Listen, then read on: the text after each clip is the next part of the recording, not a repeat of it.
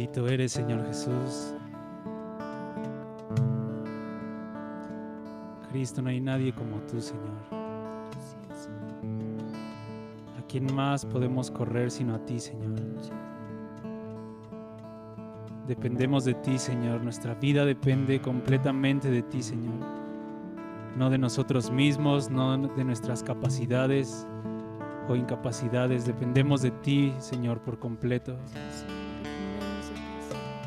Hoy corremos a ti, Señor. Te invocamos, Señor, porque solo en ti está la salvación. Tú eres la roca de nuestra salvación, nuestra fortaleza, nuestro refugio. Y en ti estamos completos, Señor. Señor, nos olvidamos de todo lo demás y te vemos a ti, Señor. Como Juan queremos ir a ese lugar, Señor, delante del trono blanco, delante del trono que está por encima de los cielos. Queremos contemplarte hoy como te contempló Juan, como te contempló Ezequiel, por encima de los cielos, por encima de los seres vivientes, por encima de todas las cosas.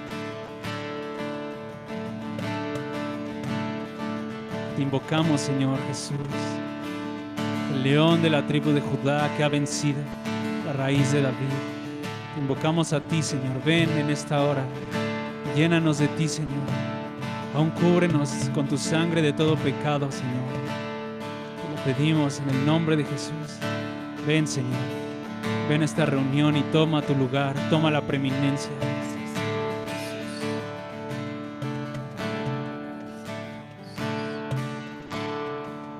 Ven, Señor, acércate a nosotros.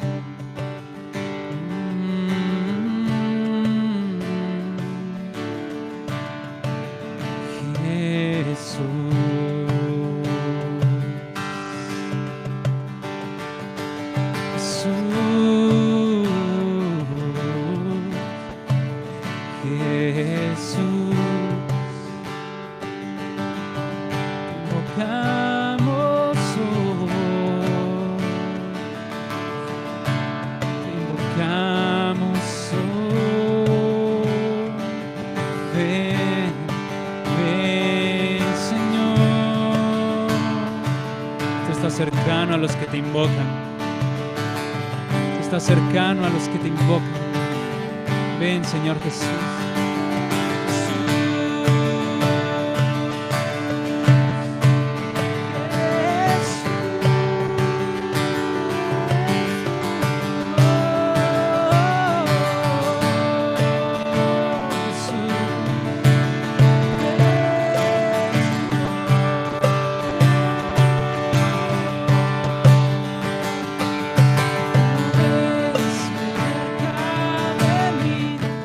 Será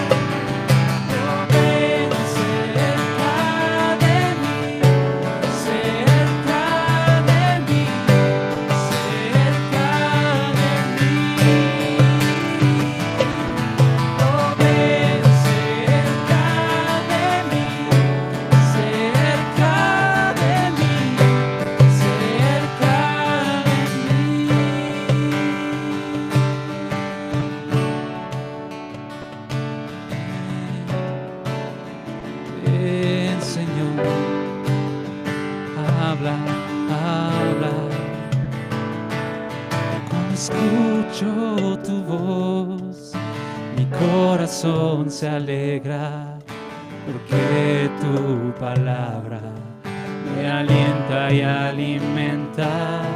Cuando escucho tu voz, mi corazón se alegra, porque tu palabra me alienta y alimenta. Háblanos, Señor, háblanos y alegra nuestros corazones. Aliméntanos con tu palabra, confórtanos, Señor. Habla, Señor, porque tu hablar nos da vida, tu hablar nos alumbra, tu hablar nos conforta, nos corrige, nos perfecciona. Habla, Señor Jesús, en esta hora. Háblanos, Señor. Háblanos. Cuando escucho tu voz, mi corazón se alegra, porque tu palabra me alienta y alimenta. Cuando escucho tu voz, mi corazón se alegra, porque tu palabra me alienta y alimenta. Habla, Señor, que tu siervo escucha. Habla, Señor, que mi oído está atento. Habla, Señor, que tu siervo escucha. Habla, Señor, que mi oído está atento a tu voz.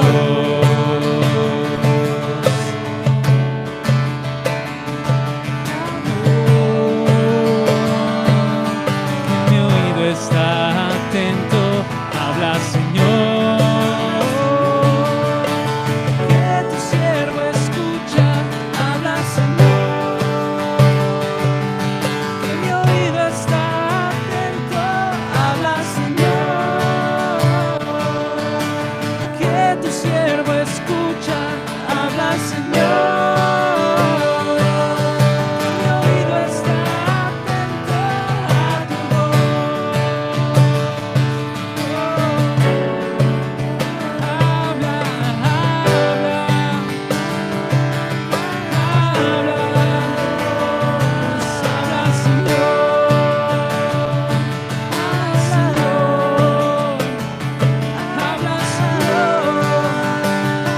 Habla,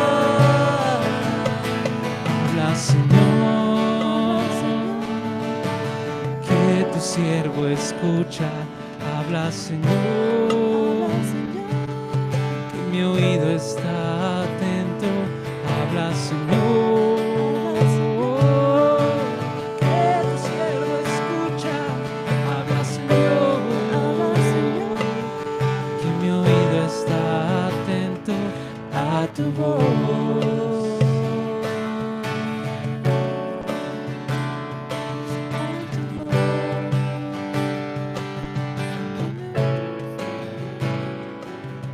Cuando escucho tu voz, mi corazón se alegra, porque tu palabra me alienta y alimenta.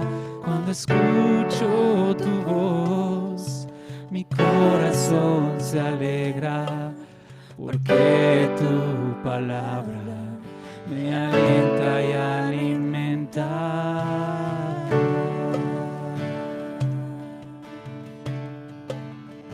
Amén, Señor, háblanos.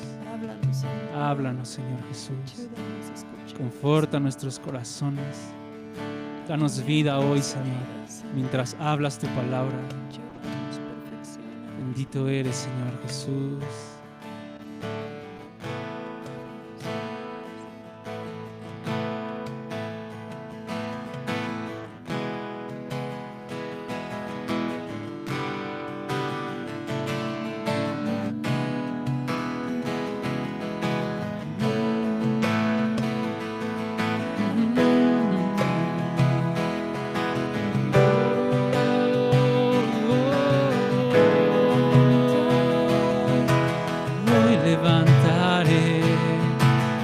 voz a ti, Señor. Por siempre te exaltaré, hoy te alabaré, yo te adoraré. Tú eres nuestro gran Señor. Hoy levantaré mi voz a ti, Señor. Por siempre te exaltaré, hoy te alabaré, yo te adoraré.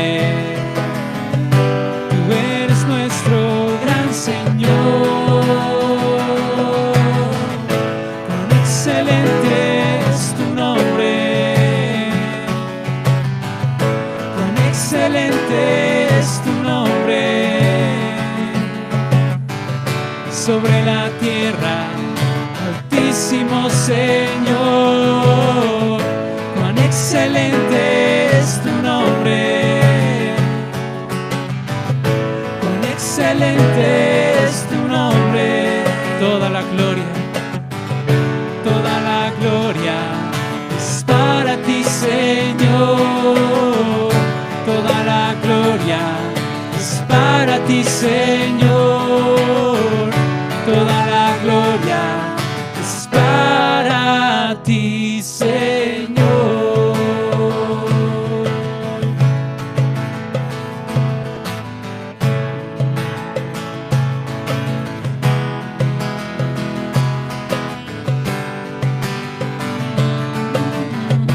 Hoy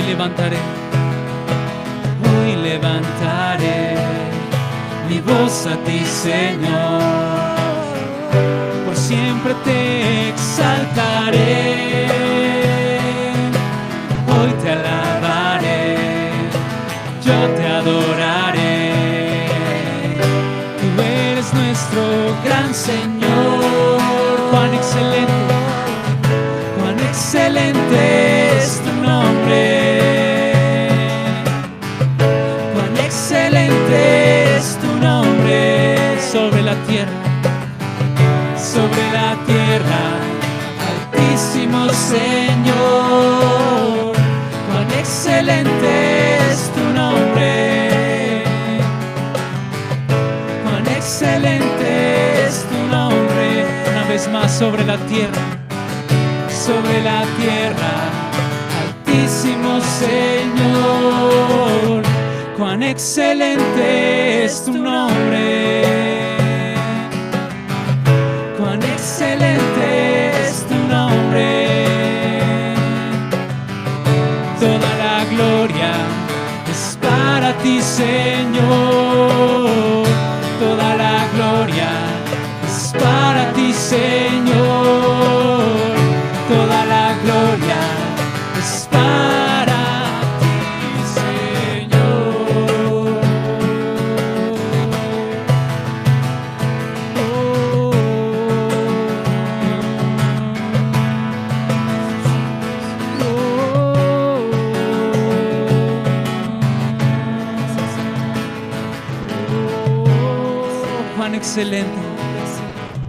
Cuán excelente es tu nombre,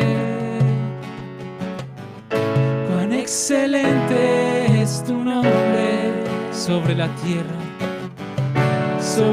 tierra, altísimo Señor, cuán excelente es tu nombre, cuán excelente es tu nombre. Toda la gloria es para ti, Señor. Toda la gloria es para ti, Señor. Toda la gloria es para ti, Señor.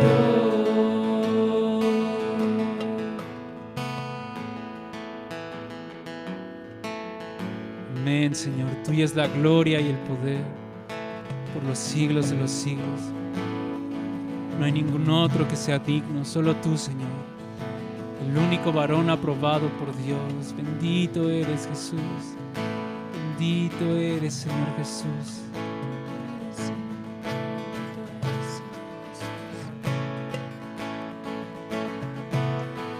Bendito eres, Señor Jesús.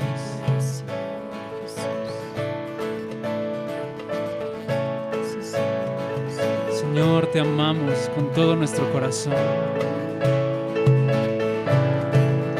Te amamos porque tú nos amaste primero, Señor. Y aquí estamos, Señor, con todo nuestro corazón puesto delante de ti, Señor. Aquí estamos, Señor. Toma nuestras cargas. Queremos disfrutarte, Señor, en este tiempo. Oh, cuán hermoso eres. Solo una cosa es necesaria. Solo una cosa es necesaria. Esta buscamos. Estar a tus pies. Estar en tu casa para contemplar tu hermosura. Inquirir en tu templo. Abre nuestros ojos espirituales para ver tu belleza, Señor. Para ver quién eres tú y quiénes somos nosotros en ti, Señor. Abre nuestros ojos, Señor. Bendito.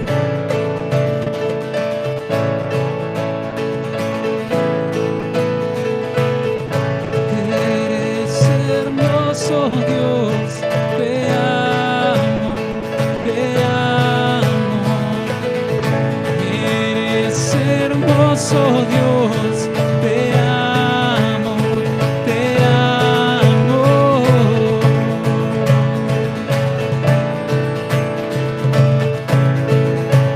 Hermoso eres, Señor. Eres hermoso, Dios. Te amo, te amo. Eres hermoso, Dios. Te amo, te amo.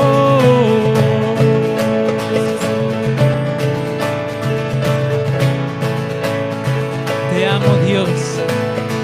Te amo, Dios. Te amo, Dios, con todo el corazón.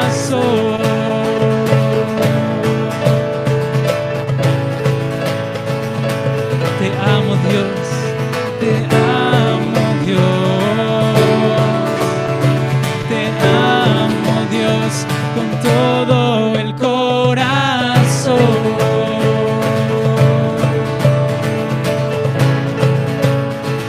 Eres hermoso, Señor. No hay nadie como tú. El más hermoso de los hijos de los hombres. Te amamos, Señor. Eres hermoso, Dios. Te amo, te amo. Eres hermoso, Dios. Te amo, te amo. Eres hermoso, Dios. Te amo, te amo.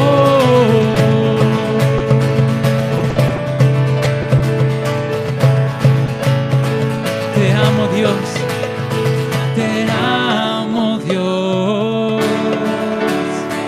Te amo, Dios, con todo el corazón.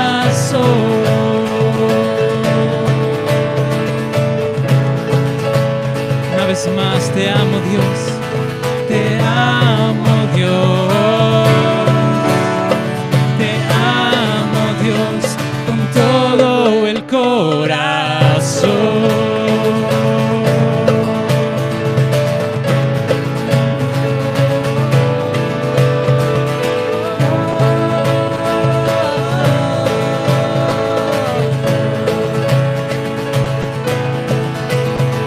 Yo cantaré de tu amor, proclamaré tu reino, porque por siempre eres Señor. Yo cantaré de tu amor, proclamaré tu reino, porque por siempre eres Señor. Yo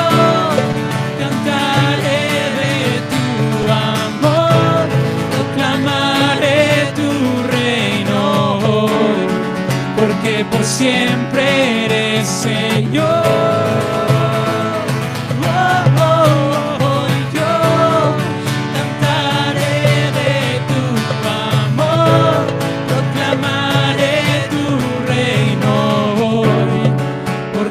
Siempre eres Señor. Te amo, Dios. Te amo, Dios, con todo el corazón.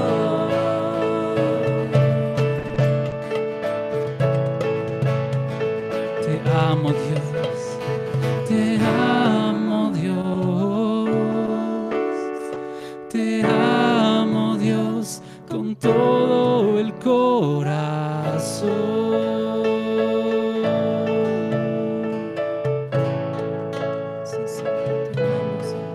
Te amamos, Señor Jesús, con todo nuestro corazón. Te amamos, Señor, te amamos, Jesucristo. Eres el más hermoso de los hijos de los hombres. Hoy concédenos deleitarnos en ti y en tu palabra, Señor. Ábrenos las escrituras y haz arder nuestro corazón, Señor. Abre nuestros ojos para verte, Señor, para ser transformados de gloria en gloria por medio de tu Espíritu, conforme a tu imagen, Señor. Todos juntos hasta llegar a la estatura del varón perfecto. Háblanos, Señor. Nuestro oído está atento a tu voz. Te lo pedimos en el nombre de Jesús. Amén.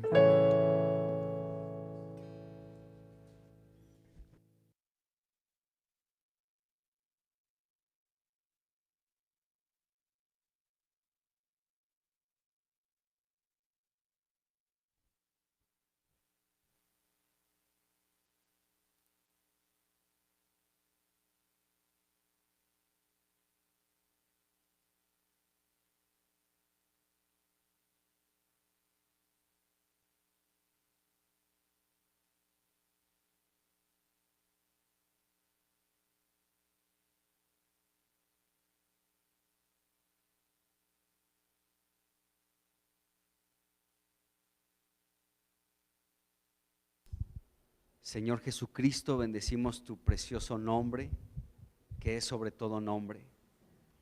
Cuán excelente es tu nombre sobre toda la tierra.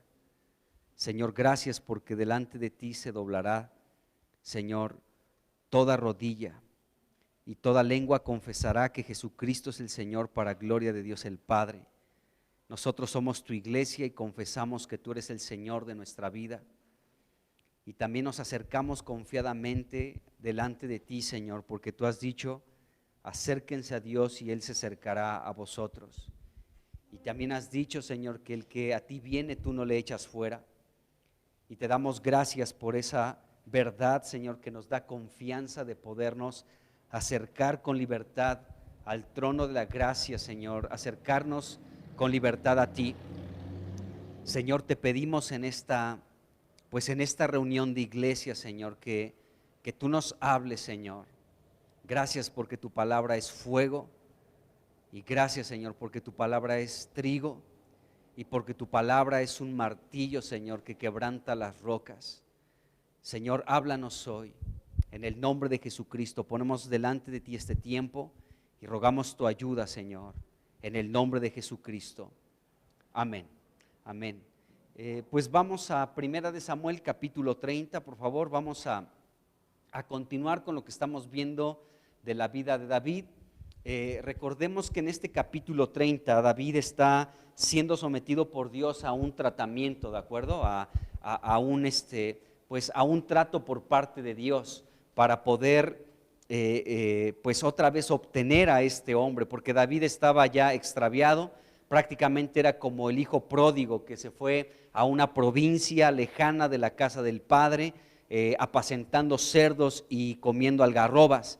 Entonces Dios tuvo que hacer volver en sí a David, y fue a través de una angustia, ¿de acuerdo? Esta angustia, pues ya hemos hablado bastante de este asunto, pero vamos a continuar hablando con lo que aquí la palabra nos enseña. Y bueno, hemos visto una secuencia de cosas que sucedieron a David. David se angustió mucho, versículo 6, en la primera parte del versículo 6, en la última parte de este mismo versículo 6 dice la Biblia que David se fortaleció en Jehová su Dios, es decir, que recibió de parte de Dios pues un ánimo, una fortaleza para buscar a Dios, para acercarse nuevamente a Dios, porque David llevaba pues 1 año, 4 meses viviendo separado completamente de Dios.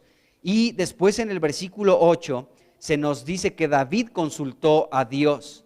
Entonces, el que David haya consultado a Dios nos habla de que David comenzó nuevamente a hablar con Dios. Para esto, el versículo 7 nos habla de un mediador, de un sacerdote, en este caso era Abiatar, que hablamos que era como un tipo de Cristo, porque nosotros también para entablar una relación de paz con Dios nuestro Padre necesitamos de un mediador, necesitamos de nuestro gran sumo sacerdote que es Jesucristo, y Él a través de su sacrificio en la cruz, del derramamiento de su sangre, pudo reconciliarnos con Dios y ahora tenemos una relación de paz con nuestro Dios por medio de Jesucristo. Entonces vemos aquí este tesoro en el versículo 7 a Cristo, ¿sí?, representado aquí por el sacerdote Abiatar. Y después en el versículo 8 pues David consulta a Dios, es decir, comenzó a pedirle a Dios, comenzó a hablar con Dios y comenzó a preguntarle a Dios y Dios también le contestó. Entonces quiero terminar con este versículo 8 y avanzar con lo que vamos a seguir viendo. Pero en este versículo 8 nos dice la Biblia que David pues consultó a Dios, ¿no? Y le hizo una pregunta muy válida, era en relación al problema que tenía. Y esta pregunta fue la siguiente: ¿perseguiré a estos merodeadores? ¿Los podré alcanzar? Y en este mismo versículo 8 vemos la respuesta de Dios. Y Dios le dije: síguelos porque ciertamente los vas a alcanzar y de cierto librarás a los cautivos. Y en esta pregunta de David y en esta respuesta también podemos ver otra vez a Jesucristo. ¿Y por qué razón? Porque Dios le dijo a David que él sería el que podría liberar a los cautivos, y sabemos que Jesucristo es aquel que ha venido a dar libertad a los cautivos. Entonces Dios le dijo que sí, que él iba a ser aquel indicado por Dios para poder liberar a aquellos cautivos. Y vemos en esta respuesta de Dios, bueno, primero vemos la pregunta de David y después Dios le contesta a David, y en esta respuesta de Dios a David, Dios le da una instrucción. Es interesante, la respuesta de Dios no solamente fue la respuesta, sino en medio de la respuesta Dios le estaba dando una instrucción, y esta instrucción también contenía una promesa. Y es interesante ver esto. David le pregunta: ¿perseguiré a estos bandoleros? ¿Los voy a alcanzar? Y Dios le responde: síguelos. O sea, era un mandato de Dios. Tienes que perseguirlos, tienes que seguirlos hasta alcanzarlos.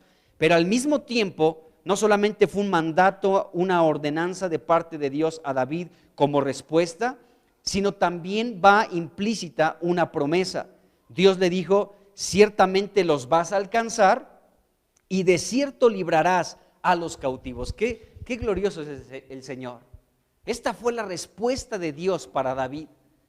Entonces podemos ver que Dios trató pues de esta manera a David. Le dijo: síguelos, yo te ordeno esto, David, tienes que perseguir a los amalecitas, pero también te voy a dar una promesa, y la promesa va en relación a todo este problema que tienes encima, y vas a poder alcanzar a todos los que están cautivos y les vas a poder dar libertad. Entonces, en esta instrucción de Dios a David, podemos ver a David mismo como una figura de Cristo. Aquí David está representando a Jesucristo, ¿de acuerdo? Y los cautivos que David iba a rescatar nos representan a nosotros. Entonces vemos a Cristo rescatando a los cautivos. Y esto coincide perfectamente con lo que la palabra de Dios nos enseña. Para esto, en este versículo 8 aparece esta palabra cautivos. Pero en este mismo capítulo 30, en el versículo 2, en el versículo 3 y en el versículo 5, también aparece la palabra cautivo. Solamente que en estos versículos el significado es distinto al del versículo 8. En el versículo 2, 3 y 5, la palabra cautivo significa que todos aquellos que fueron capturados por los amalecitas, la familia de David, o sea, sus dos mujeres, y también las familias completas de sus 600 hombres, estaban prisioneros por los amalecitas. Eso implica esta palabra cautivo del versículo 2, 3 y 5. Fueron transportados al cautiverio, eso significa esa palabra cautivo. Fueron transportados, ¿sí?, de una ciudad a otra como cautivos, no fueron pues a dar el tour, sino que llegaron a ser prisioneros de los amalecitas. En cambio, el versículo 8, que también aparece esta palabra cautivo, aquí significa, bueno, aquí lo que Dios le estaba diciendo es que tú vas a liberar, ¿sí?, a estos cautivos. Y entonces esta palabra cautivo pues toma un significado muy diferente, porque la promesa de Dios era esta: tú vas a liberar a los cautivos. Entonces lo que Dios le estaba diciendo a David es esto: tú vas a poder arrebatar a aquellos que fueron llevados como prisioneros a un territorio extraño, ¿sí? Tú vas a poder recobrar, David, a los que están cautivos. Tú los vas a poder sacar de su prisión, tú los vas a poder salvar, los vas a separar de ese pueblo, ¿sí? Los vas a defender, vas a despojar a los amalecitas de estos cautivos que son sus familias de ustedes, y les vas a dar libertad a estos cautivos. Entonces podemos ver que la promesa de Dios para David era esta: que David mismo sería el libertador de aquellos que estaban bajo cautividad, que estaban bajo prisión, ¿sí?, que estaban pues encarcelados, y David iba a ser levantado por Dios nuevamente para recobrar a aquellos que estaban cautivos, para salvarlos, para recuperarlos, para despojar a los amalecitas de aquellos que estaban encarcelados. Y esto coincide perfectamente con lo que Cristo realizó por ti y por mí, porque nosotros, antes de conocer al Señor Jesucristo, éramos estos cautivos, y estábamos cautivos por Satanás, por el pecado y por la muerte. Pero cuando Jesucristo pudo atar al hombre fuerte que es Satanás, y Jesucristo lógicamente es más fuerte que Satanás, pudo atarlo, y entonces pudo saquear sus bienes. ¿Cuáles son los bienes que Jesucristo saqueó de la casa del hombre fuerte que es Satanás? Pues nosotros éramos los bienes, la pertenencia que estaba bajo el poder de Satanás, el hombre fuerte. Pero tuvo que llegar alguien más fuerte que el hombre fuerte, es decir, tuvo que llegar Jesucristo para atar a Satanás y entonces despojarlo de todos sus bienes. Y nosotros somos esos bienes que Jesucristo pudo saquear de la casa de Satanás para ser pues ahora pertenencia de Cristo. Y dice Lucas capítulo 4 versículo 18, Jesucristo en la sinagoga tomó una parte de la escritura, una parte de Isaías, y comenzó a leer esto que está escrito aquí, Lucas 4, 18. Dice: el Espíritu del Señor está sobre mí. Comenzó a leer Jesucristo.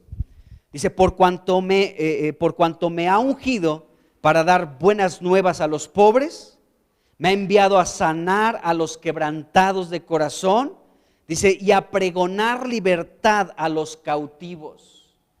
Y nos damos cuenta que Jesús realizó esto por nosotros. Y bueno, continúa el versículo: y vista a los ciegos, a poner en libertad a los oprimidos. Entonces Jesucristo, podemos ver que vino a dar libertad a los que estaban en cautiverio, es decir, a los que estaban bajo prisión, aquellos que estaban encarcelados, aquellos que estaban bajo el poder de Satanás, del pecado y de la muerte. Jesucristo vino como su Salvador, aquel que Dios levantó para poder anunciar libertad a aquellos que estaban prisioneros, ¿sí?, como prisioneros de guerra, prisioneros en una cárcel. Jesucristo vino para liberarlos y también para dar libertad a todos aquellos que estaban oprimidos. Entonces Jesús fue enviado por Dios el Padre para esta labor, para este trabajo, el poder anunciar, el poder contarles a todos los que estaban bajo cautividad, a todos aquellos que estaban como prisioneros de guerra, prisioneros encarcelados, que su libertad había llegado. Qué impresionante, amados hermanos, que el Señor Jesucristo vino a nuestra vida para poder liberarnos de la prisión en la que nos encontrábamos. Y después el apóstol Pablo también hace referencia a esto en el capítulo 4 de Efesios, en el versículo 8. Dice aquí la escritura, dice, por lo cual, dice, subiendo a lo alto, llevó cautiva la cautividad y dio dones a los hombres. Es decir, que Jesucristo, cuando subió en resurrección, después de haber estado pues en las partes bajas de la tierra por 3 días, Jesucristo en resurrección no solamente subió a la presencia del Padre, Él, sino también llevó a aquellos que estaban cautivos y se los pudo presentar al Padre. Y aquí nos damos cuenta que estos cautivos, ¿sí?, fueron llevados por Cristo y ellos anteriormente estaban pues capturados bajo prisión. Y esta era nuestra condición antes de conocer al Señor Jesucristo, pero el Señor Jesús pudo liberarnos de la cárcel, de la prisión en la que nos encontrábamos. Y eso lo podemos reconocer, amados hermanos, porque probablemente no sé qué hayas vivido antes de conocer a Cristo, pero Él pudo llegar para liberarnos, para que nosotros pudiéramos experimentar esta libertad que ninguna otra cosa en esta tierra nos pudo dar. No nos pudo dar la libertad, la filosofía, ni la ciencia, ni el dinero, ni muchas otras cosas, ¿de acuerdo? Pero vino Jesucristo como nuestro libertador. Y Él vino para sacar a todos los que estaban como prisioneros de guerra, todos aquellos que estaban cautivos bajo el poder de Satanás, del pecado y de la muerte. Bueno, entonces vemos aquí esto, cómo Dios le dijo a David esta situación. David le pregunta, ¿voy a poder liberar? ¿Voy a poder, perseguiré a estos merodeadores? ¿Los podré alcanzar? Ahí estamos en 1 Samuel 30, versículo 8. Y Dios le respondió, síguelos. Una instrucción de parte de Dios, síguelos, pero también le dio una promesa, porque ciertamente los alcanzarás y de cierto librarás a los cautivos. Entonces nosotros fuimos como parte de una promesa que Dios le dio a Cristo. Dios le hizo esta promesa al Padre, el Padre a Cristo. Vas a liberar a aquellos que están cautivos. Así que vas a alcanzar a muchos que están bajo cautividad, que están bajo el poder de la muerte, de Satanás y del pecado, pero tú los vas a alcanzar y tú los vas a librar de la cautividad, de la prisión en la que se encuentran. Bendito el nombre de Cristo, nuestro libertador. Porque tú y yo somos parte de la promesa que el Padre le hizo al Hijo en relación a que Jesucristo iba a poder alcanzar y porque iba a poder liberar a aquellos que estaban en prisiones y encarcelados completamente. Y vemos esto aquí en la Escritura. Entonces, gracias a Dios, porque el Padre le prometió esto al Hijo y el Hijo lo ha cumplido. Ahora somos libres, hermanos. Somos libres. Y le damos gracias a Dios por eso. Y bueno, fue la promesa que Dios le dio a David también para liberar a su familia y para liberar a las familias de los 600 hombres que también se llevaron cautivos los amalecitas. Avancemos un poco más, versículo 9 y 10. Dice aquí, partió pues David, él y los 600 hombres que con él estaban, y llegaron hasta el torrente de Besor, donde se quedaron algunos. Y David siguió adelante con 400 hombres, porque se quedaron atrás 200, que cansados no pudieron pasar el torrente de Besor. Bueno, aquí hay cosas interesantes que quiero que veamos. Entonces, vean esta secuencia. David está angustiado, se fortalece en el Señor, hay un mediador entre Dios y David, que es un sacerdote, y este mediador Abiatar, Y de pronto David puede comenzar a restablecer su comunión con Dios hablándole, es decir, consultó a Dios, versículo 8, y David le hace una pregunta a Dios, Dios le contesta y David inmediatamente actúa. Versículo 8 dice, partió pues David. Una vez que Dios le dijo, síguelos, entonces David se levantó y partió, es decir, comenzó a avanzar en esto que Dios le había dicho, síguelos porque los vas a alcanzar y vas a liberar a todos los que están bajo cautividad.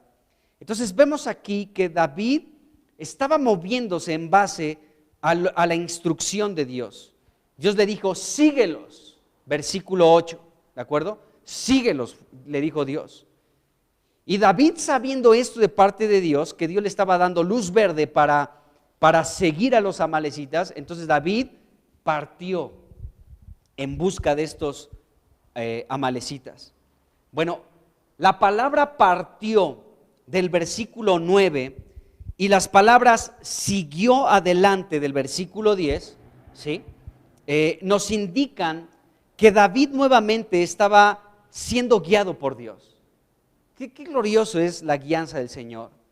Es decir, que cuando David se paró, o sea, partió, es decir, comenzó a avanzar en la dirección que Dios le estaba indicando y siguió adelante, podemos ver que David estaba fortalecido en Dios y por eso podía partir y podía seguir avanzando hacia adelante. Esto es el reflejo del fortalecimiento que recibió David, ¿sí?, por acercarse a Dios.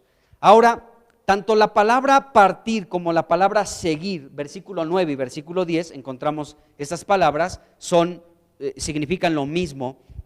Y esto nos indica que David partió, es decir, que David inició a caminar con Dios. Esto nos indica la palabra partir y seguir. O sea, David, ¿sí?, inició a caminar otra vez con Dios.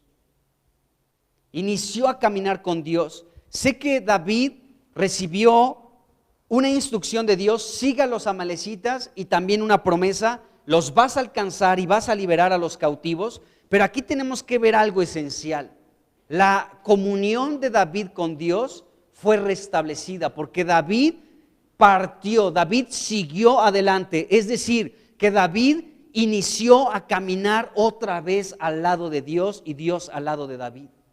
Esto es glorioso, esto es glorioso. Y sí, David iba a rescatar a los cautivos, claro que sí, pero aquí vemos un tesoro y algo muy hermoso, que es la comunión fue restablecida entre Dios y David caminó con Dios.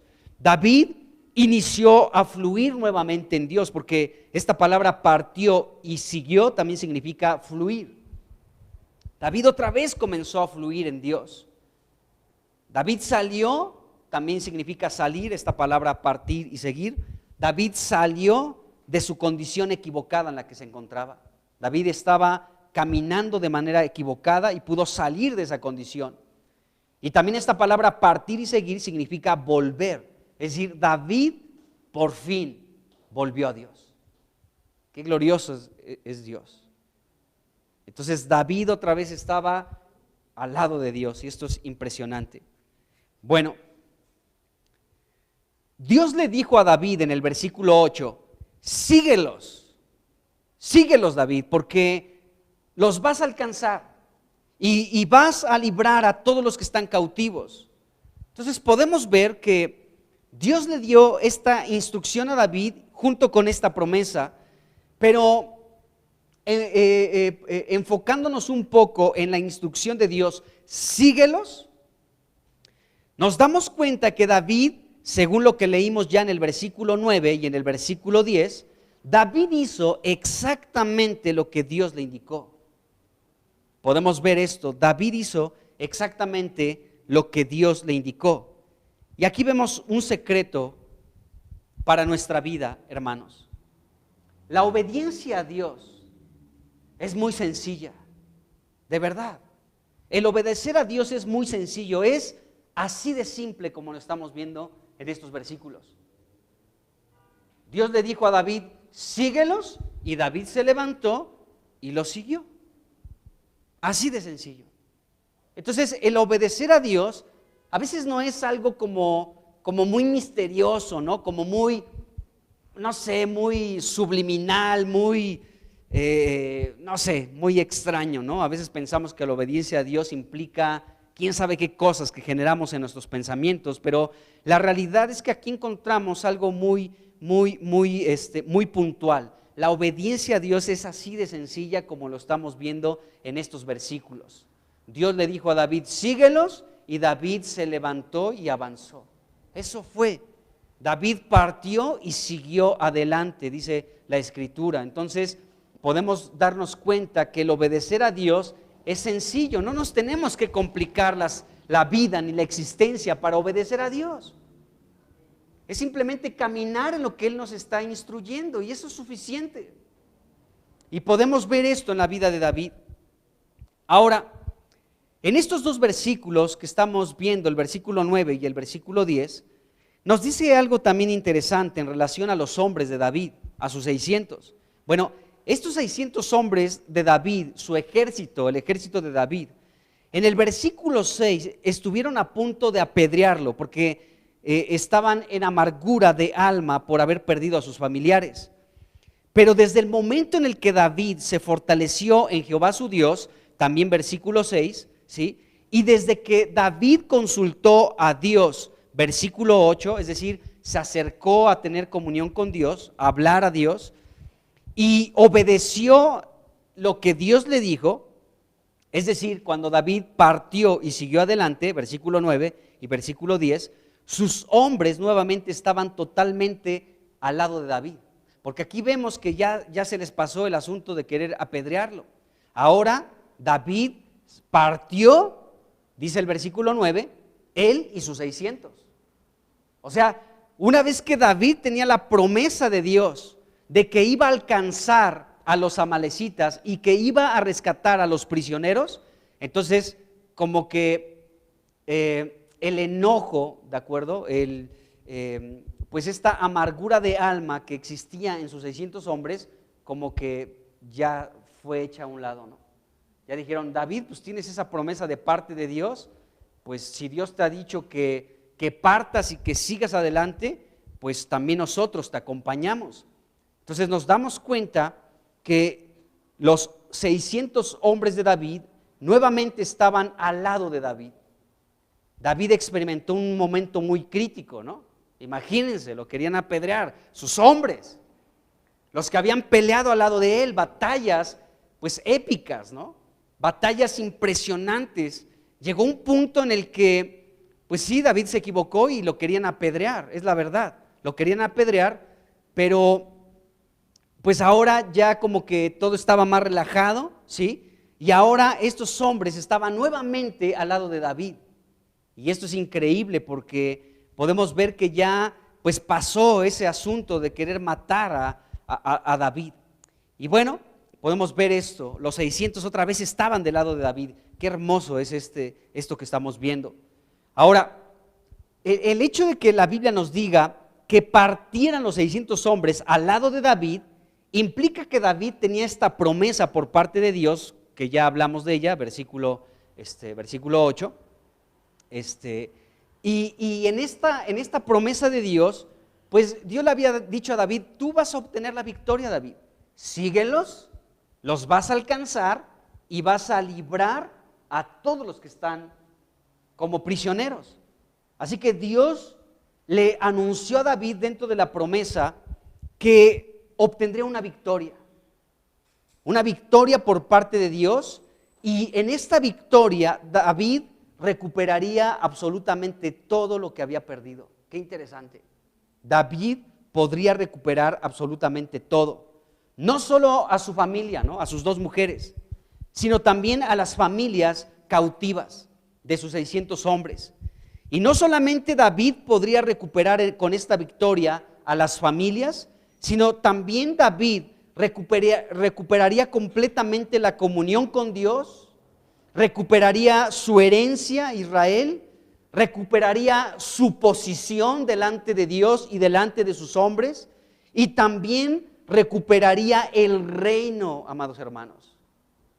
Porque insisto en esto, si David hubiera peleado al lado de los filisteos, y sabemos que Dios ya tenía determinado que Saúl muriera en esa batalla contra los filisteos, aunque no fuera David el que extendiera su lanza o su espada contra Saúl para matarlo, pero por el hecho de participar a favor de los filisteos, entonces la sangre de Saúl le sería reclamada a David, y Dios lo libró de ese pecado terrible.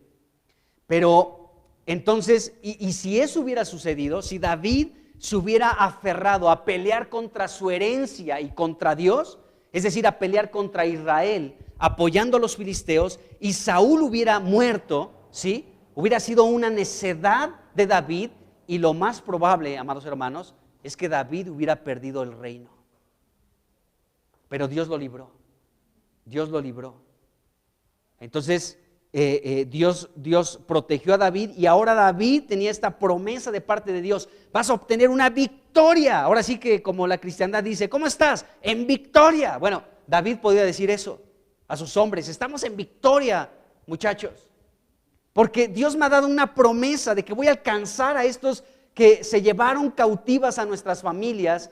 Los vamos a vencer, los vamos a derrotar, vamos a recuperar con vida, ¿sí?, a toda nuestra familia, a todas nuestras pertenencias. Entonces David tenía esta promesa por parte de Dios de obtener una victoria y de que recuperaría absolutamente todo. Y en esta promesa de recuperar todo iban incluidos, pues, lógicamente, los familiares, pero también la comunión con Dios, la heredad de David, que era Israel, su posición delante de Dios y delante de sus hombres, y el reino. Porque David estaba como jugando con el reino, estaba a punto, estaba a un pelito de perder el reino. ¿Sí se han dado cuenta de eso? David estaba a punto de perder el reino. Pero bueno, gracias a Dios intervino con este antídoto de angustia, de sufrimiento, de aflicción, para que, pues, no perdiera el reino. Dios está interesado en que nosotros tampoco perdamos el reino. Entonces, esto que vemos en el versículo 9, que partió pues David, él y los 600 hombres que con él estaban, ¿sí?, es un cuadro hermoso, hermanos. Es un cuadro, de verdad, podemos decirlo así, maravilloso, de verdad, de que David y sus 600 hombres estuvieran en marcha otra vez, juntos otra vez, en marcha y juntos otra vez. Esta vez no para apoyar a los filisteos, no más, ya no más para apoyar a los filisteos, ni para asolar a pueblos enteros, despojándolos y matándolos a todos, sino que en esta ocasión David y sus 600 hombres iban en una misión que Dios otra vez les había encargado. Qué glorioso es esto. Otra vez estaban juntos los 600. Y podemos ver que ya, pues, Dios le había dado a David una instrucción: síguelos, los vas a alcanzar y vas a liberar a todos los cautivos. Y sus 600 caminaron junto con David en esta misión que Dios les encargó, que Dios les encomendó. Qué glorioso es el Señor. Dios desea ver a su iglesia de esta manera, caminando juntos, recibiendo las instrucciones de Dios, y todos juntos caminando en la dirección que Dios nos está trazando. Entonces, podemos decir que estos 600 hombres, pues, eran poquitos en comparación al ejército de los filisteos, o al ejército de Israel, o al ejército de los amalecitas o de otros pueblos. Pues era un grupo muy reducido de los guerreros que estaban al lado de David. Pero aunque era un grupo pequeño, tal vez como esta iglesia, que somos una iglesia pequeña, esa es la verdad, pero este pequeño ejército que acompañaba a David, el ejército de David era el ejército de Dios, y este ejército, no había otro ejército en esta tierra que pudiera derrotar a David, de verdad, ni a sus 600 hombres, lógicamente, porque cuando estos hombres caminaban en la voluntad de Dios, era un ejército invencible. cuando caminaban juntos en la dirección que Dios les había dado, ¿no? Bajo este encargo de Dios, no las ocurrencias de David de pelear y despojar a pueblos enteros, haciendo matanzas y despojando a toda la gente, sino en esta nueva batalla que David iba a enfrentar, ¿sí? Era la voluntad de Dios esta pelea, y ahora David y sus hombres se estaban convirtiendo en el ejército más poderoso que pudiera existir sobre la tierra, por el hecho de que estaban caminando en la voluntad de Dios, no en las ocurrencias de nadie, sino en lo que Dios les había instruido. Y la Biblia nos enseña, amados hermanos, que nosotros también somos el ejército de Dios. Somos el ejército de Dios en esta tierra. Y de verdad, amados hermanos, yo creo que la iglesia, en cierto sentido, no ubica su lugar que le ha dado Dios como un guerrero, como un soldado de Cristo. Toda la iglesia, no solamente una persona. Y tal vez no nos hemos dado cuenta, y la iglesia no ha despertado para ubicarse en este lugar que nos ha dado Dios, de ser su ejército en esta tierra, de ser no solamente un ejército en esta tierra, sino ser el ejército de Dios, y por consecuencia el ejército más poderoso que existe sobre esta tierra y sobre todo el universo. De verdad, hermanos, cuando la iglesia se reúne y comienza a alabar al Señor, y comenzamos a cantarle, y comenzamos a cantar su palabra y a declarar su palabra, a profetizar la palabra, a cantarnos la palabra, a orar la palabra de Dios, somos el ejército más imponente sobre esta tierra. Que aún los principados y las potestades tiemblan cuando utilizamos la espada del Espíritu y comenzamos a hablar la palabra de Dios, siendo certera la palabra. Entonces, cuando nosotros tomamos nuestro lugar como el guerrero de Dios y tomamos la espada del Espíritu, que es la palabra, y comenzamos a declarar la palabra de Dios, aún los principados y las potestades tiemblan, hermanos, porque nosotros somos el ejército más poderoso sobre esta tierra y tenemos por capitán a Jesucristo. Qué glorioso es el Señor, de verdad. Entonces pertenecemos al ejército más poderoso de la tierra. La iglesia debe despertar a esta realidad, porque Jesucristo dijo: si dos de ustedes se ponen de acuerdo en la tierra para cualquier cosa, ¿sí? será hecho. Y todo lo que aten en la tierra será atado en el cielo, y lo que desaten en el cielo será desatado en la tierra. Ese es el poder que tiene la iglesia, porque Cristo nos dio esa autoridad. Y dijo: y las puertas del Hades no prevalecerán contra la iglesia. Entonces la iglesia, hermanos, amados hermanos, es la milicia más poderosa sobre este universo. Ni el ejército de China, ni de Rusia, ni de Estados Unidos puede contra este ejército, hermanos. El ejército de Dios, su iglesia. Bueno, entonces aquí vemos esto. A mí me impresiona mucho y me conmueve, la verdad. Déjenme decirles esto, me conmueve mucho este cuadro de los 600 con David otra vez juntos. Ya no para apedrear a David y querer matarlo, sino ahora en otro encargo del Señor, en otro encargo de Dios. Marchen juntos, caminen juntos, síganlos, los van a alcanzar y van a librar a todos los que están bajo cautividad. Otra vez la iglesia estaba, bueno, aquí estos 600 estaban juntos, así como la iglesia debe de marchar también en unidad.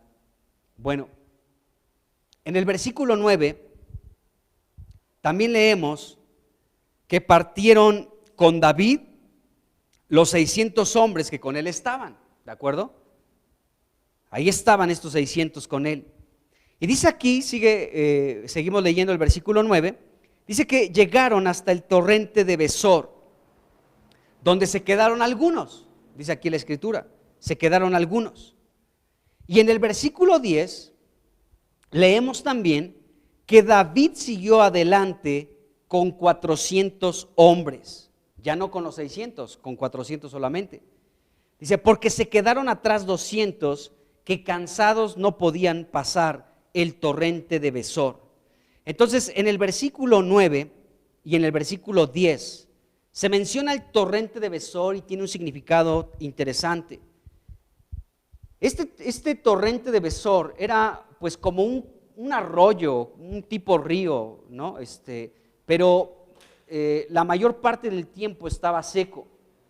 A veces se llenaba de agua y este torrente de Besor estaba ubicado en la región de Siclag, o sea, donde David vivía con los filisteos. Ahí estaba ubicado ese lugar, el torrente de Besor. Entonces era un arroyito, ¿sí?, que en mucho tiempo estaba seco, en muchas partes del año estaba seco, pero llegaba un momento en el que se llenaba de agua. Bueno, ese era el torrente de Besor. Pero Besor tiene un significado interesante. Significa refrescante, significa fresco, alegre y significa buenas noticias. También significa frío. Pero me llama la atención el hecho de que Besor signifique buenas noticias. Y aquí encontramos algo en la palabra de Dios. Bueno, fíjense, aquí nos dice la Biblia que llegaron a este torrente de Besor los 600. Junto con David llegaron los 600. Pero después que llegaron a este torrente de Besor, solamente avanzaron con David 400, ya no los 600. Y aquí veo algo, amados hermanos, y es el asunto de nuestra vida cristiana. Porque miren, si Besor significa buenas nuevas, pensemos en todo esto que hemos visto del versículo 6 hasta ahorita que vamos en el versículo 10. Fíjense en la experiencia de muchos de nosotros antes de conocer a Cristo. Estábamos en angustia, pero entonces alguien se acercó a hablarnos de Cristo, fuimos fortalecidos por el Señor, iniciamos una historia con Cristo, lo aceptamos como Señor, lo aceptamos como Salvador y Dios nos da instrucciones, nos consuela, llegamos al torrente de Besor, es decir, en nuestra vida podemos experimentar una frescura, una alegría que antes no teníamos, ¿de acuerdo? Porque se nos anunció las buenas nuevas del Evangelio de Jesucristo. Entonces, llegamos al torrente de Besor. Ahí estamos todos con nuestra frescura de recién convertidos al Señor, de conocer de Cristo. Hay una alegría que embarga nuestro corazón porque se nos predicó de Cristo. Estábamos en gran angustia, estábamos desesperados, con amargura de alma, dispuestos a matar a cualquiera que se nos atravesara en el camino. Pero de pronto avanzamos en el Señor y llegamos a este punto, al torrente de Besor, donde en nuestra vida se nos anuncian las buenas nuevas, aceptamos al Señor como Salvador, pero muchos de los que llegan al torrente de Besor, allí se quedan y no avanzan. Aquí vemos que 200 estaban cansados, ¿sí?, que ya no pudieron pasar el torrente de Besor.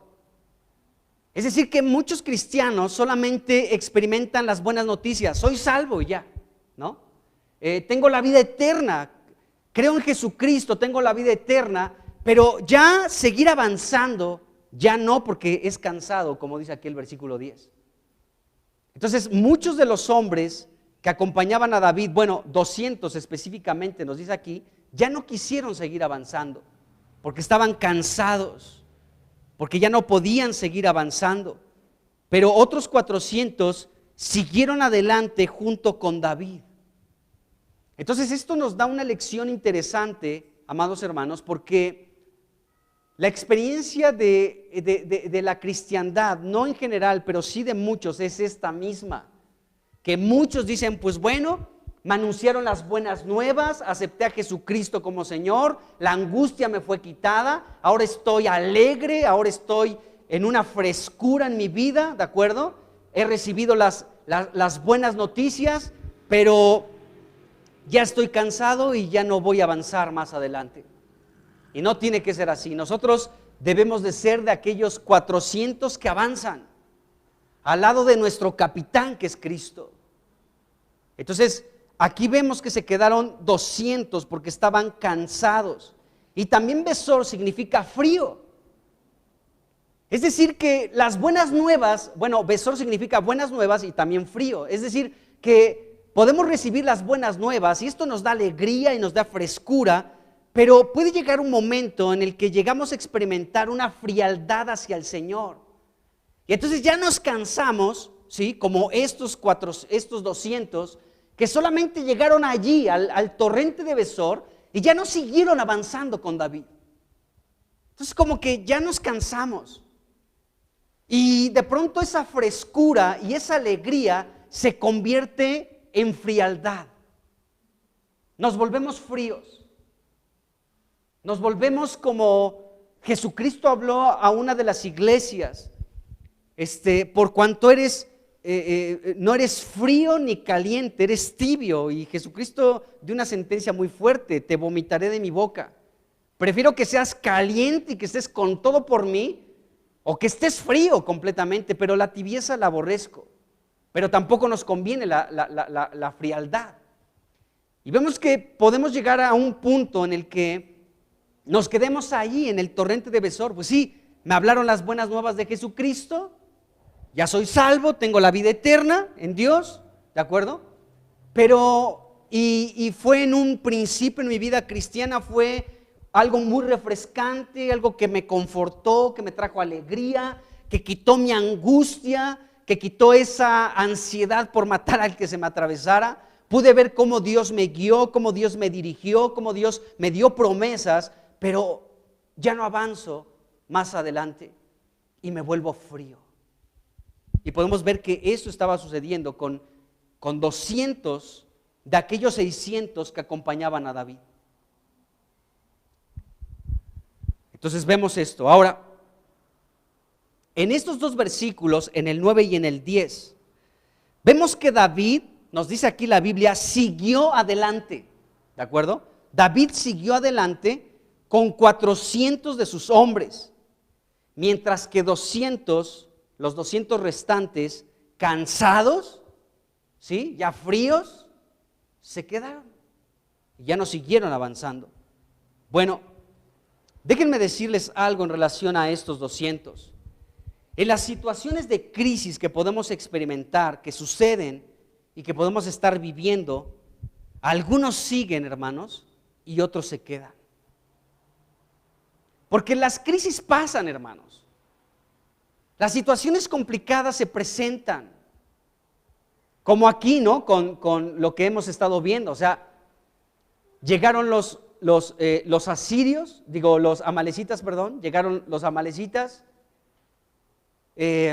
Siclag estaba desprotegida. David y sus hombres estaban pretendiendo pelear contra Israel, apoyando a los filisteos. Y esto fue motivo para que los amalecitas pues pudieran llevarse todo de Siclag, ¿no? A las familias, y se los llevaron como prisioneros de guerra, como cautivos. Esto fue una prueba para David, y no solo para David, sino para sus 600.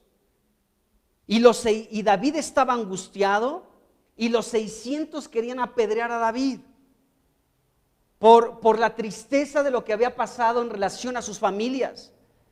Entonces los 600 estaban conspirando en contra de David, que se equivocó, por supuesto que sí, pero estaban conspirando contra él para apedrearle, para matarlo. Y cuando David se fortalece en el Señor, cuando David consulta a Dios, cuando David le pregunta a Dios y Dios le contesta, recibe una promesa de parte de Dios, una instrucción acompañada de promesa, y David se levanta, parte y sigue adelante en esta indicación de Dios. Pero vemos que los 600 en un principio dijeron: pues vamos, ¿no? Ya no te queremos matar, ahora seguimos junto contigo. Pero la realidad es que no les alcanzó para 200. 200 ya no pudieron seguir avanzando. Porque en situaciones difíciles que podemos vivir o experimentar, desafortunadamente en situaciones complicadas, muchos se quedan y otros avanzan. Y esto lo he visto, hermanos, por bastante tiempo. He visto cómo hay situaciones que son complicadas y de pronto esto provoca que algunos puedan afianzarse en el Señor y seguir avanzando, y otros desafortunadamente se quedan rezagados porque no pudieron superar la crisis. Está tremendo, pero es la verdad, y aquí lo podemos ver en la Escritura. Entonces, en esta situación que estaba viendo David, pues era todavía estresante, era todavía complicado, ¿no? Porque pues todavía estaban en cautiverio sus familiares y tenían que emprender un camino para alcanzar a los amalecitas, para pelear contra ellos y recuperar a sus familiares. Entonces, aún la tensión estaba ahí presente. Entonces, algunos se cansaron y ya no avanzaron, y otros pudieron seguir acompañando a David. Entonces, esta situación de los 200 que se quedaron porque estaban cansados y ya no pudieron acompañar a los 600 y a David para pelear contra los amalecitas, no sé, probablemente pudo haber desanimado a David. ¿Cómo? Veníamos bien los 600 y de pronto 200 se me cansan y ya no quieren avanzar y pelear conmigo. Si de por sí somos pocos, somos 600 y vamos a enfrentar un ejército, a los amalecitas. Somos pocos y ahora se quedan rezagados 200. Pues imagínense, seguramente esto fue algo que pudo haber desanimado a David.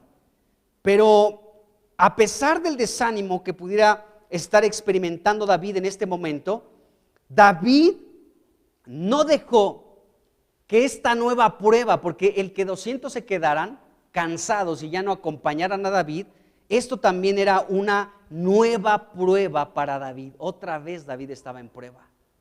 ¿Cuál era esta prueba? Ya no me acompañan los 600. Yo quiero que vengamos los 600. Pero 200 ya se cansaron y ya no pudieron pasar el torrente de Besor. Entonces David seguramente ha de haber experimentado como un tipo de desánimo, porque era una nueva prueba para él.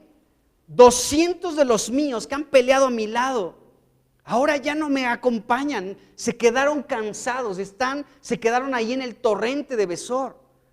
Ya no quieren seguir avanzando conmigo, están cansados.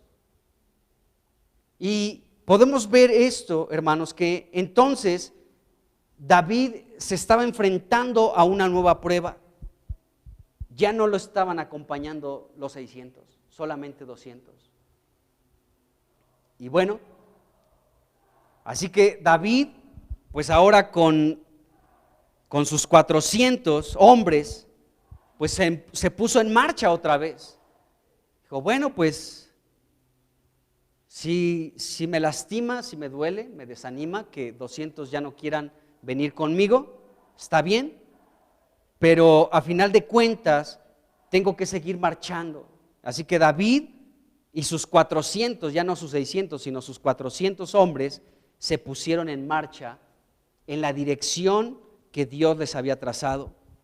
Síguelos, David, a los amalecitas, los vas a alcanzar y vas a liberar a todos los cautivos. Inicialmente se levantaron todos los 600, pero ahora solamente 400 acompañaban a David.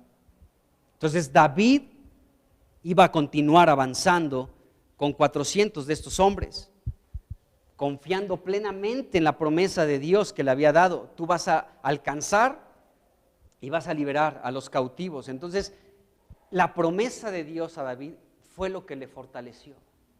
En esta nueva prueba para David, de que 200 de sus hombres ya no lo acompañaron a esta guerra, a esta batalla, podemos ver que David, amados hermanos, solamente pudo fortalecerse en la promesa que Dios le había dado. Los vas a alcanzar y vas a librar a los cautivos. Entonces David se agarró de Dios nuevamente, se afianzó nuevamente en la fe en Dios y siguió avanzando con este grupo reducido de guerreros. Entonces 200 hombres tuvieron que ser separados del lado de David, ya no estaban con él. Y bueno, pues ya no marcharon estos 200, se separaron de David porque estaban cansados y ya no podían pues seguir avanzando adelante, y ahí se quedaron. Pero David, lo que sí sabemos es que obtendría la victoria por seguir adelante con la promesa de Dios. igual tú y yo, hermano, tenemos que seguir avanzando. Tenemos que seguir avanzando. Es triste ver que de pronto pues gente ya no quiere marchar, ¿no? Que pueden pues así como dice aquí la Biblia, se cansaron, ¿no? Ya no cruzaron el torrente de Besor y ahí se quedaron. Pero bueno, David tuvo que seguir adelante y siguió con los que querían seguir a su lado. En este caso eran 400, 200 ya no quisieron por este momento y bueno, pues vemos esto. Yo quiero dejarla aquí y seguir hablando más adelante de lo que sigue aquí en este capítulo, pero por el momento yo creo que podemos pues reflexionar mucho en este sentido, podemos ver cómo Dios es bueno, que cuando nos da una instrucción, nos da una promesa y tenemos que avanzar en eso. Y Dios es bueno. Pues bueno, Padre, pues en el nombre de Jesús, pues te damos gracias por lo que vemos en tu palabra. Podemos ver, Señor, que, Señor, pues nuevamente, Señor, estaban caminando estos 600 juntos, motivados seguramente por las palabras de David de seguir avanzando porque tú le habías dado la promesa de recuperar a todos los que estaban en prisión, en cautividad, pero vemos que solamente algunos pudieron cruzar el torrente de Besor. Señor, líbranos de ser fríos, líbranos de solamente quedarnos con las buenas nuevas y no seguir avanzando en lo que tú tienes delante para nosotros. Ayúdanos, Dios, en el nombre de Jesús. Señor, y fortalécenos, te pedimos esto, fortalécenos en el nombre de Jesucristo para seguir caminando contigo, Señor, para no cansarnos, Señor, para que no sea cansado seguir avanzando contigo al lado de todo tu ejército que es la iglesia, donde tú, Jesús, te has levantado como el capitán de este precioso ejército que es tu iglesia. Te amamos, Jesús. Amén.